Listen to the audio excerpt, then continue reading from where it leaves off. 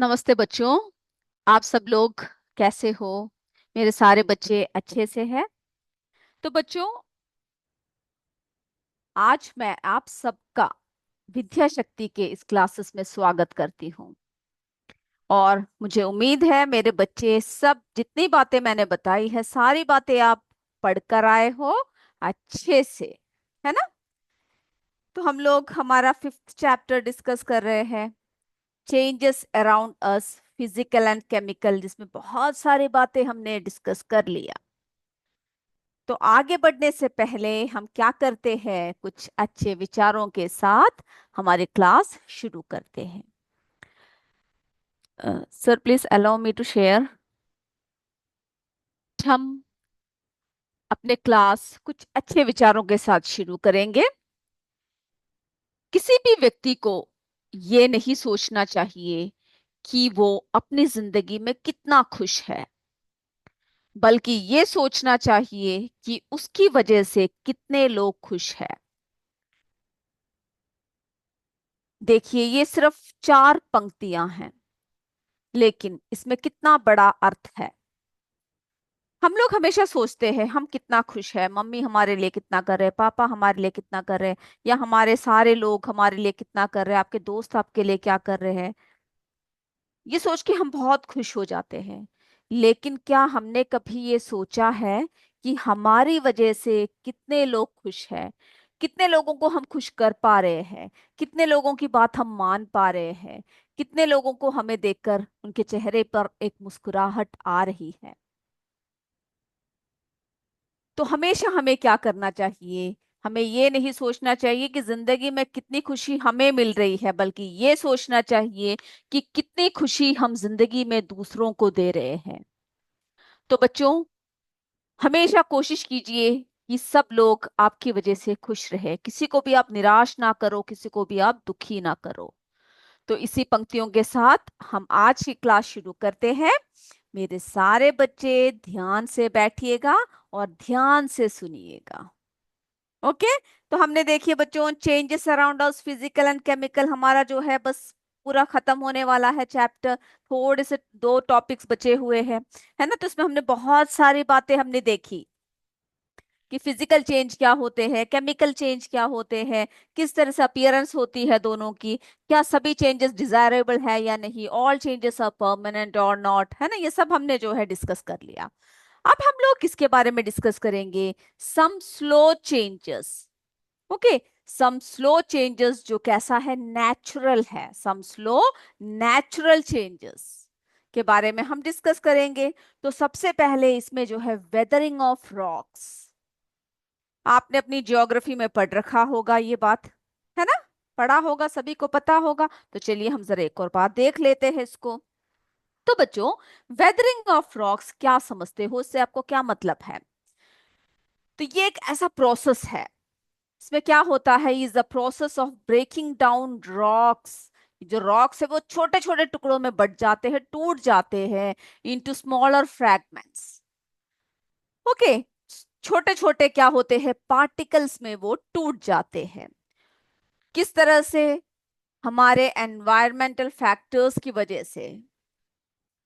तो weathering of rocks क्या है, is the process of breaking down of rocks into smaller fragments और particles through exposure to environmental factors.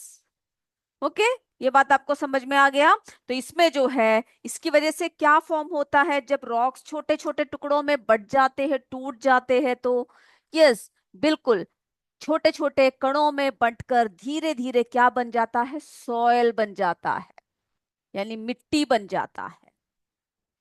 अब इसके कई रीजंस है ना? इसके जो है कई रीजंस है।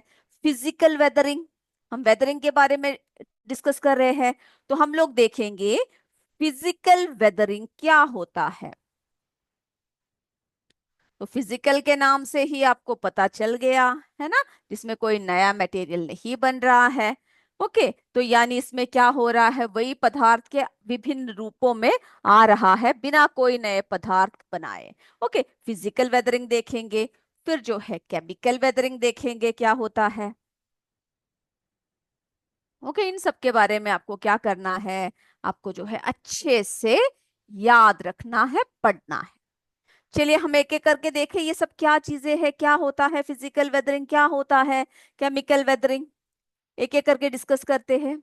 तो बच्चों, फिजिकल वेदरिंग कैसा होता है?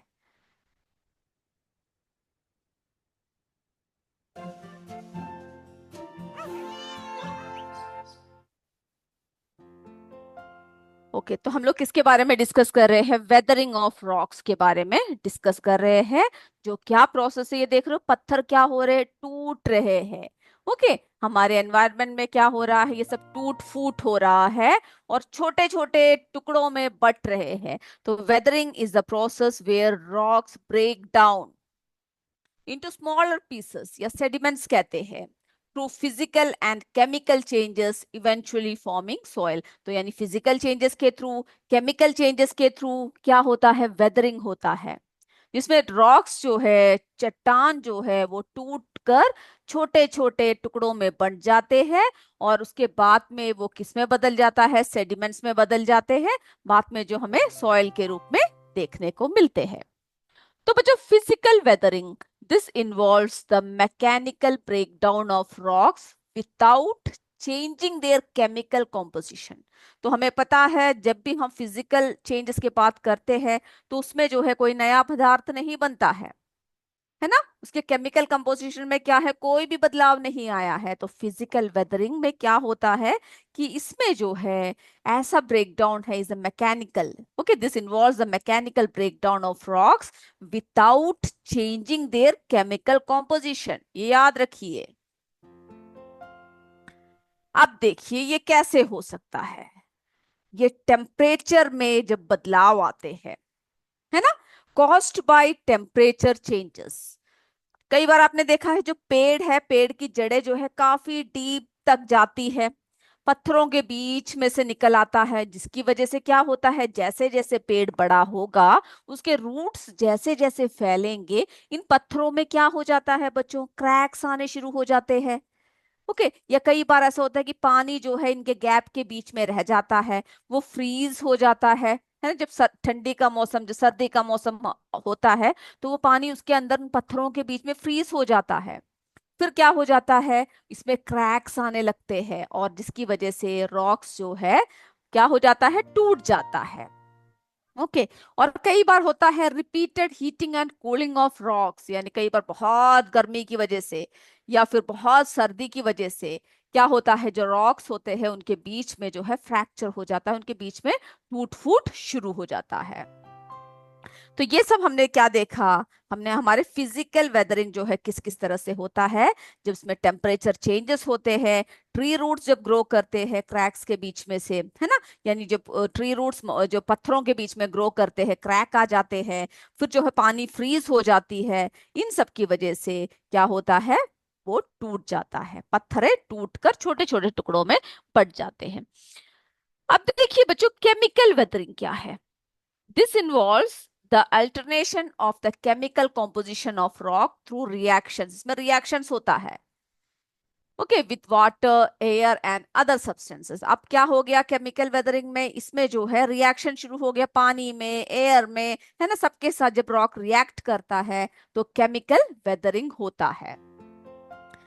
ओके, तो reaction with oxygen like rust forming on iron rich rocks, okay, जिसमें आयरन रिच रॉक्स जो होते हैं उसमें क्या फॉर्म होना शुरू हो जाते हैं, जंग, यानी रस्ट जो है, एक तरह के रस्ट लगना शुरू हो जाते हैं।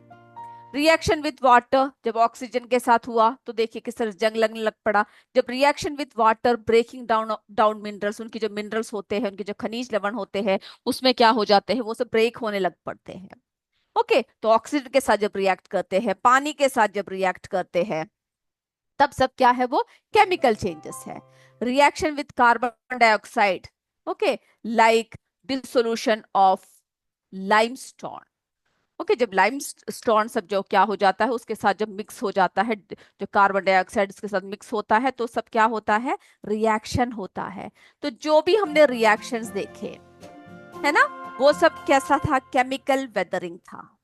केमिकल वेदरिंग वेदरिंग की वजह से क्या होने लग पड़ा, कई रिएक्शंस होने लग पड़े, जिससे कि पत्थरों में टूट फूट होने लग पड़ा। ओके, ये बात मेरे बच्चों को क्लियर हुआ? चलिए, तो हमने जो है बच्चों फिजिकल वेदरिंग क्या है इस बारे में हमने अभी डिस्कस किया, है ना, कि किस तरह से होता है फिजिकल वेदरिंग।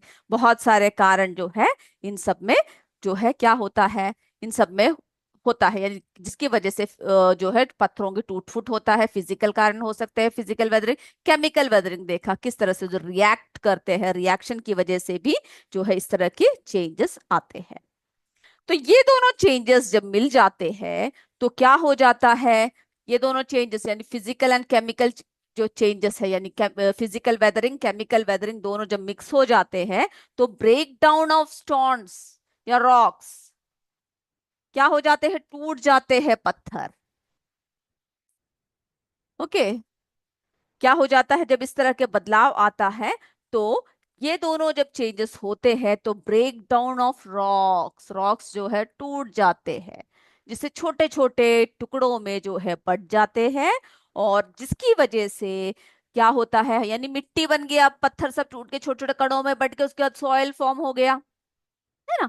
अब ये जो सॉइल है बच्चों, ये बहुत ही जरूरी है, किसके लिए जरूरी है, इस जीवन में, है ना, इस भूमि में, इस धरती में, plant growth and life in earth, है ना, life on earth and plant growing, दोनों के लिए क्या है बच्चों, ये बात इंपॉर्टेंट है। तो जिसकी वजह से हमारी धरती में आप मिट्टी के बिना कल्पना कर सकते हो जीवन का, नहीं कर सकते। पेड़ पौधों को क्या चाहिए, मिट्टी चाहिए, है ना। तो हमें जो है, हम किस पर निर्भर करते हैं, पेड़ पौधों पर, और जो है हम, तो ये सब क्या है बच्चों, इंटरलिंक्ड है। ओके, तो आपको सिर्फ इतना समझना है वेदरिंग ऑफ रॉक्स क्या है, दो प्रोसेस से के हमने फिजिकल वेदरिंग केमिकल जो है वेदरिंग क्या होता है। ओके, ये सारी बातें हमने देखी। अब अगला हम चर्चा करते हैं इरोशन। अब बताइए मुझे क्या समझते हो इरोशन से, सुना है आपने, पढ़ा है? ये सारी बातें जो है जब आप अपने एसएस पढ़ते हो, सोशल साइंस पढ़ते हो, तो उसमें जो है आप ज्योग्राफी में ये सारी, है ना, मिट्टी से रिलेटेड सारी बातें, पहाड़ों से, प्रकृति से रिलेटेड सारी बातें आप पढ़ते हो ना। तो बच्चों, इरोशन के बारे में अब हम चर्चा करेंगे। तो इरोशन क्या है जरा देखते हैं, और जितनी बातें बताई जाती है वो सब आपको क्या करना है, अच्छे से याद रखना है, पॉइंट वाइज आपको पढ़ना है। ओके, चलिए। तो बच्चों, erosion is the physical process where rocks, soil and sediments are broken down and moved by natural forces. Okay, इसमें क्या होता है, सिर्फ ब्रेक डाउन ही नहीं होता, सिर्फ टूटता ही नहीं है, बल्कि वो मूव करता है, वो यानी बह जाता है। ओके, जैसे विंड जब चलता है तो आपने देखा होगा पूरी धूल के कण, मिट्टी के कण सब जो है बहता रहता है ना, ध्यान दिया होगा इस बात को। फ्लोइंग वाटर, जब बहुत बुरी तरह से बारिश सब आती है, जब पानी बहता है तो उसके साथ ही क्या होता है, जो रॉक्स, मिट्टी सब जो है, सब सारी चीजें बह जाती है। तो इरोशन क्या है, इरोशन एक फिजिकल प्रोसेस है where rocks, soil and sediments are broken down and moved by natural forces like wind or flowing water. Okay, इस बात को क्या करना है, आपको याद रखना है। अब देखिए, आप बोलोगे तो वेदरिंग ही हुआ, टूट फूट तो हुई, पर इसमें जो है डिफरेंट होता है, it differs from weathering which only involves the breakdown of materials in place। यानी हमने वेदरिंग के बारे में क्या बात किया, कि जो ये पहाड़ है, ये जो पत्थरे है, ये सब एक ही जगह पर टूट फूटने लग पड़े, है ना। लेकिन जब हमारा इरोशन होता है तो क्या होता है, उसके साथ साथ जैसे कि बारिश आया, पानी आया, उन सब के साथ जो है बह जाता है। Erosion can significantly impact landscapes and ecosystems, है ना, पूरा बह जाता है तो हमारे इकोसिस्टम को इम्पैक्ट करता है, हमारे जो लैंड की जो नेचर है उन सबको जो है ये क्या करता है बच्चों, ये इस पे जो है बहुत बड़ा प्रभाव पड़ता है। ओके, तो अब इससे क्या क्या होता है जब इरोशन होता है, क्योंकि इसमें बहना है ना, एक चीजें दूसरी जगह से दूसरी जगह पर आ रही है, तो fine sand on river beds और लेक्स क्या होता है, जब इरोट होता है, जब इरोशन होता है, तो जो फाइन सैंड है, यानी अच्छे अच्छे एकदम से पूरा बह रहा है, तो पूरे जो सॉफ्ट सॉफ्ट जो कण है, है ना। ये क्या होता है, ये सब जो है एक जगह, जैसे नदी के किनारे सबने आपने जाकर देखा होगा तो बहुत ही सॉफ्ट सॉइल होता है वहां की, है ना। वो क्या होते हैं, नदियां जो है पानी से बहाकर मिट्टी को एक जगह से दूसरी जगह ले जाती है ना। जब लहरें आती है तो मिट्टी ऊपर की तरफ आता है, या बारिश जब आती है तो मिट्टी जो है एक जगह से दूसरी जगह बहता है। तो fine sand on river beds और lakes. Okay, this is created when larger rocks and soil are worn down and moved by river or wind. ये तब कब होता है, जब पूरी तरह से जो है, जब पानी यानी बारिश आए या हवा आए या फिर पानी या रिवर जो है बहा कर ले जाए, या कोई भी क्या है, हवा तूफान सब जब आता है तो। ओके, तो इसमें क्या होता है, रिवर रॉक्स बिकेम, कैसा हो जाता है, river rocks become smooth over time. यानी थोड़े समय बाद आप देखोगे, छूकर देखोगे तो कई बार आपको ऐसा तो सॉफ्ट लगता है। ओके, क्यों, क्योंकि ये जो बहता हुआ पानी है ये इसके ऊपर से जाता है, जो उसके जो कठोर जो पदार्थ है, जो हार्ड पार्टिकल्स है वो सब, है ना, जो पत्थर कंकड़ सब है वो सब बहा कर ले जाता है। तो river rocks become smooth over time because the flowing water keeps rubbing them, है ना, उसके ऊपर ऐसे बहता है, ऐसे ऐसे क्या होता है उसके ऊपर रब करता रहता है। और फिर जो है जब लैंडस्लाइड होते हैं तो क्या होता है, एक जगह से दूसरी जगह पूरा, अरे पूरा हमने देखा है पहाड़ पूरे टूट कर नीचे की तरफ आते हैं, जब लैंडस्लाइड्स होते हैं तो पूरी लैंड जो है टूट जाती है। बहुत जल्दी होता है ये चीज, बहुत खतरनाक होता है।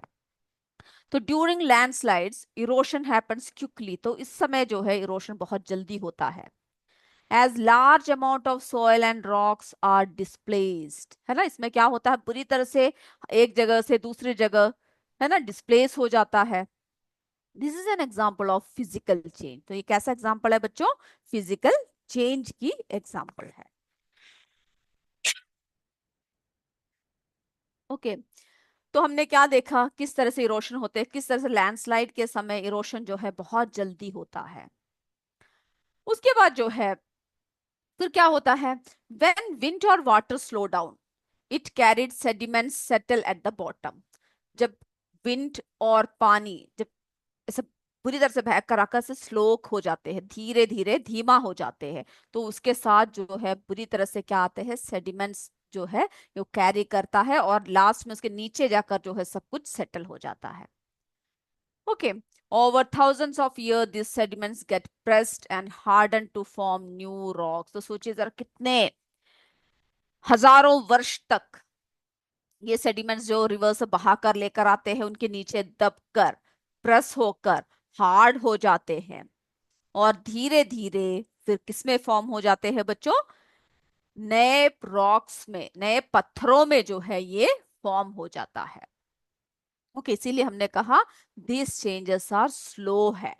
कैसे चेंजेस है, स्लो चेंजेस है, नेचुरल है। ओके, ये कैसे चेंजेस है, नेचुरल है, स्लो है और इरिवर्सिबल है।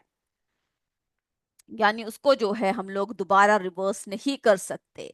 हमने इरिवर्सिबल रिवर्सिबल चेंजेस ये सब क्या होता है अच्छे से पढ़ रखा है। तो most of this changes take place over thousands of year and cannot be reversed.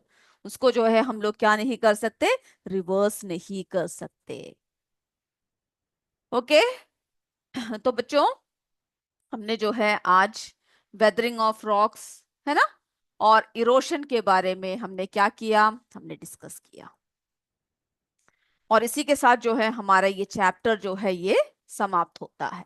Okay, इसी के साथ हमने जो है ये चैप्टर को कंप्लीट कर दिया है। और कोई भी डाउट होने से मेरे बच्चे क्या कर सकते हैं, मुझसे पूछ सकते हैं। और अच्छे से पढ़िएगा तभी आपको क्या आएगा, डाउट्स आएंगे। तो बच्चों अभी हम जो है कुछ प्रश्नोत्तर की तरफ चलते हैं, है ना, कुछ इंपॉर्टेंट क्वेश्चंस देखते हैं जो आपसे पूछ सकते हैं और जिसके बारे में आपको जो है पता होना चाहिए। तो हम लोग, तो आप लोग सब अपने नोट निकालिए और जो है लिखना शुरू कर दीजिए। चलिए, तो बच्चों व्हाट आर फिजिकल चेंजेस, आप सबको पता है क्या होता है physical changes, the changes in which, जल्दी से लिख लीजिए, फिजिकल चेंज क्या है, केमिकल चेंज क्या है, ये सब हम लोग पढ़ चुके हैं ना। Yes, the changes in which a substance undergoes a change in its physical properties are called physical changes. Okay, उनकी फिजिकल प्रॉपर्टीज चेंज होती है,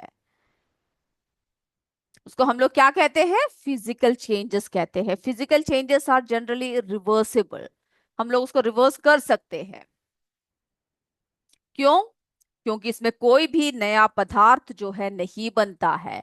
in such changes no new substances are formed. जल्दी लिख लीजिए, आंसर्स लिखिए, question देखिए और answers लिखिए। ओके, इस तरह के सब क्वेश्चंस जो है आपसे क्या कर सकते हैं, पूछ सकते हैं। फिर आप फिजिकल चेंजेस के बहुत सारे एग्जांपल्स दे सकते हो, हमने कई एग्जांपल्स हमने पढ़ा है ना।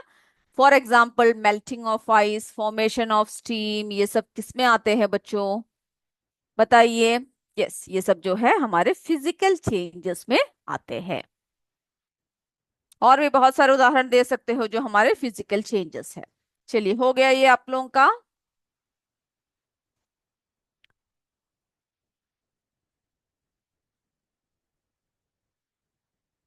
हो गया तो हम आगे बढ़ेंगे। ओके, यस, आप लोगों का हो चुका है। हो गया, अगला प्रश्न देखिए बच्चों। Right the characteristics of a chemical change. Chemical change की क्या लिखना है, कैरेक्टरिस्टिक्स लिखना है, क्या क्या विशेषताएं है उस।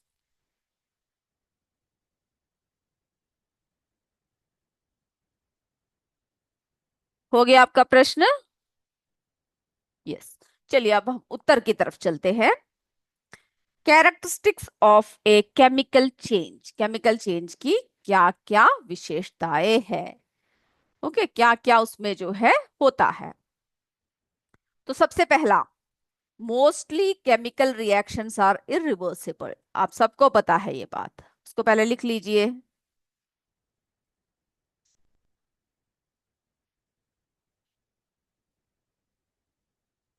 Mostly chemical reactions are irreversible, क्योंकि क्यों, केमिकल रिएक्शन से क्या होता है बच्चों, उसमें नया पदार्थ बन जाता है। उसमें क्या होता है, दे कॉज रिलीज और एब्सॉर्प्शन ऑफ एनर्जी। इसमें या तो एनर्जी रिलीज हो जाता है या फिर क्या होता है, एनर्जी को एब्सॉर्ब कर लेते हैं। हो गया।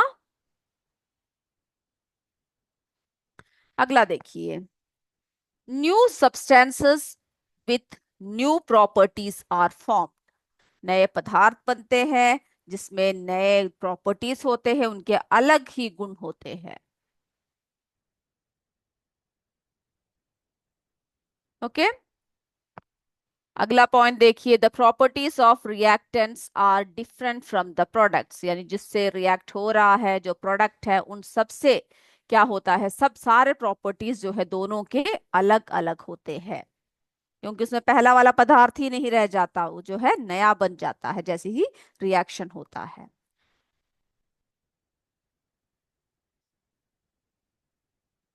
ओके, जल्दी से लिख लीजिए।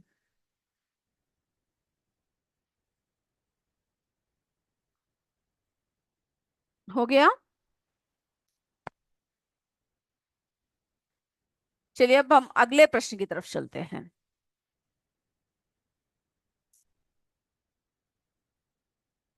Okay, list conditions under which combustion can take place. तो हमने देखा था कंबशन में क्या क्या चाहिए। पहला क्या चाहिए बताइए, कंडीशन नेसेसरी फॉर कंबशन क्या क्या चाहिए। Presence of combustible substance. Okay, जो कंबस्टिबल सब्सटेंस है वो उसमें क्या होना चाहिए, वो प्रेजेंट होना चाहिए।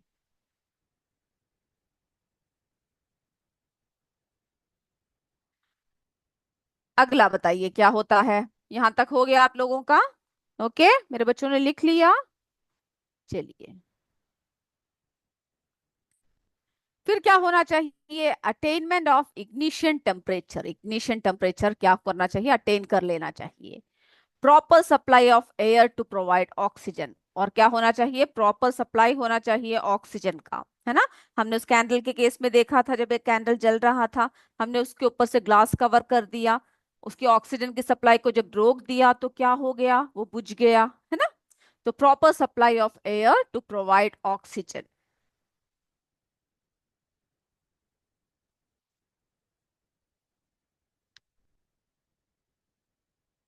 हो गया बच्चों?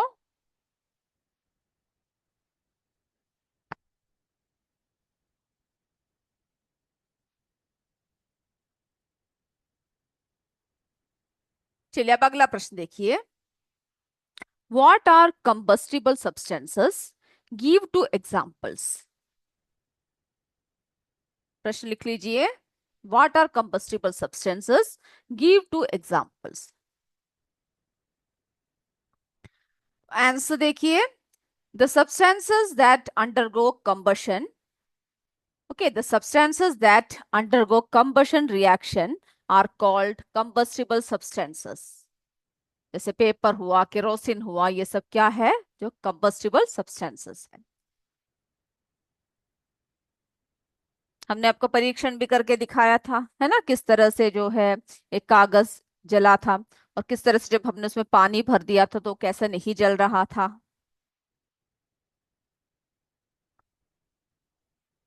तो यानी इसमें क्या होना चाहिए, जो है वो कंबशन रिएक्शन से पास होना चाहिए।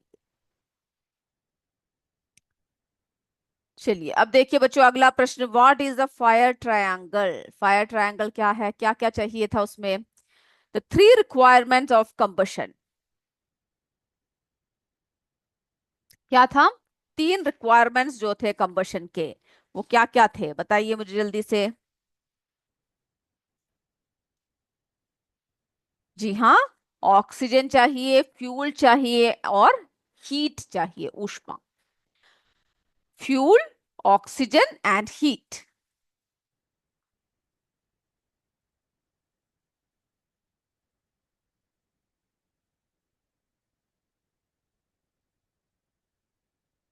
जल्दी जल्दी लिखिए, और इन सारी बातों को आपको क्या करना है, याद भी करना है। ओके, चलिए। चलिए बच्चों अगला प्रश्न देखिए। What is erosion? इरोशन क्या है? इरोशन बताइए क्या है? अभी अभी हमने पढ़ा है, द मूवमेंट ऑफ रॉक्स, यानी रॉक्स जो है बहना चाहिए। वेदरिंग हमने क्या देखा था? ब्रेकिंग डाउन ऑफ रॉक्स था, है ना। लेकिन इरोशन में क्या होता है, वो एक जगह से दूसरे जगह बह जाता है। The movement of rocks, soil और सेडिमेंट्स बाय विंड और वाटर।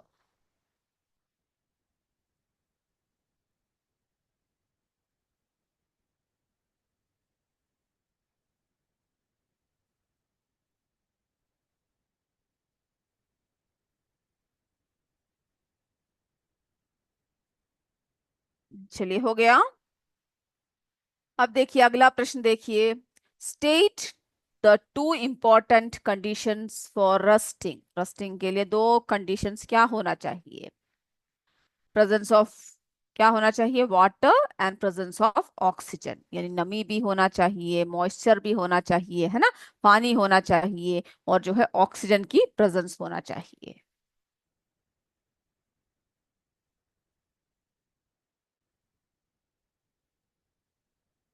चलिए अब देखिए बच्चों, व्हाट इज वेदरिंग? वेदरिंग क्या है? The break down of rocks into smaller pieces through physical और केमिकल प्रोसेसेस। यानी ब्रेक डाउन ऑफ रॉक्स है, रॉक्स का टूटना फूटना, है ना, वो किसी भी तरह से हो सकता है। फिजिकल प्रोसेस की वजह से हो सकता है, केमिकल प्रोसेस की वजह से हो सकता है।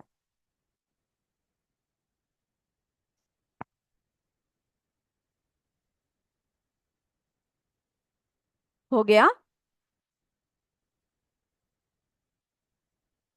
अब देखिए बच्चों, फिजिकल ऐसे कुछ टर्म्स। फिजिकल चेंज क्या है? A change in A substances appearance. जैसे शेप हुआ, है ना, एग्जांपल शेप, साइज, स्टेट। या उसके स्टेट में चेंज हो गया, उसके साइज में चेंज हो गया, शेप में चेंज हो गया, without forming a new substance, उसको हम लोग क्या कहते हैं? फिजिकल चेंज कहते हैं। अब देखिए केमिकल चेंज क्या है?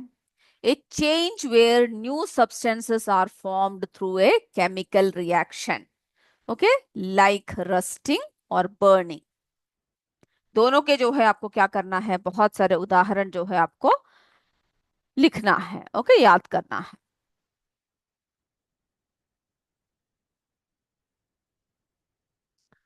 अब देखिए केमिकल रिएक्शन क्या होता है। A process where substances transform into new substances. Okay, नए सब्सटेंसेस में बदल जाते हैं। Vinegar and baking soda forming carbon dioxide. ये सब क्या है, केमिकल रिएक्शंस है। रस्टिंग क्या है, a chemical change where iron reacts with air and water to form brown rust, है ना। आयरन ऑक्साइड जो है जिसमें वो फॉर्म कर देता है, वो उसे हम क्या कहते हैं, रस्टिंग कहते हैं। अगला देखते हैं।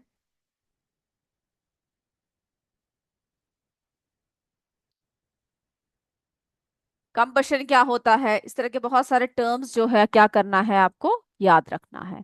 ए chemical reaction where a substance burns with oxygen producing heat and light, या फिर हीट प्रोड्यूस करता है या लाइट प्रोड्यूस करता है। एग्जाम्पल बर्निंग मैग्नीशियम, है ना। हमने जो है मैग्नीशियम रिबन जो है बर्न करके दिखाया था, किस तरह से उसमें जो है हीट और लाइट दोनों प्रोड्यूस हुए थे, है ना। और एक नया पदार्थ जो है उसमें बना था।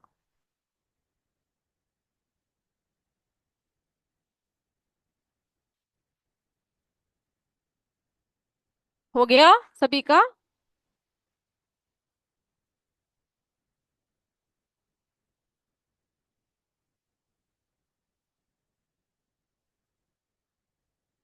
ओके, कंबस्टिबल सब्सटेंस क्या है, a material that can burn like, है ना। बर्न, जो बर्न करता है, material that can burn.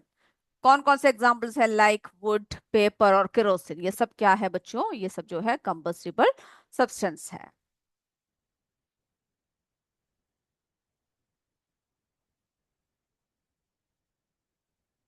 Okay, ignition temperature क्या होता है, the minimum temperature at which a substance catches fire. यानी ऐसा मिनिमम टेम्परेचर जिसमें जो है एक पदार्थ क्या करता है, जिसमें फायर लगता है, आग लगता है। ओके,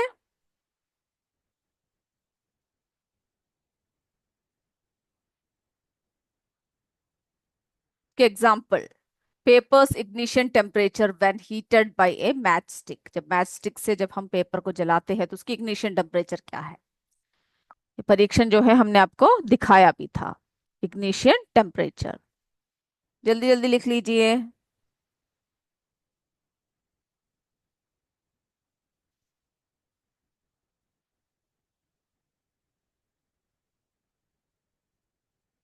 चलिए अब देखिए फायर ट्रायंगल क्या है। The three requirements for combustion, fuel, oxygen and heat. Okay, जिसको हम क्या कहते हैं, इग्निशन टेम्परेचर। फिर रिवर्सिबल चेंज क्या है, change where the original substance can be restored. Okay, freezing, melted water, ये सब क्या है, हम लोग दोबारा उसको कर सकते हैं। फिर इरिवर्सिबल चेंज क्या है, change where the original substance can not be restored, जैसे बर्निंग वुड, एश सब। तो बच्चों ये सब कुछ टर्म्स है जो आपको क्या करना है, याद रखना है। ओके, तो आज हमने जो है चैप्टर खत्म कर दिया है। आप लोग अच्छे से पढ़कर आइएगा इसको। अगले क्लास में एक नए चैप्टर के साथ फिर मिलेंगे, तब तक जय विद्या शक्ति, जय हिंद, जय भारत। धन्यवाद बच्चों। Thank you sir.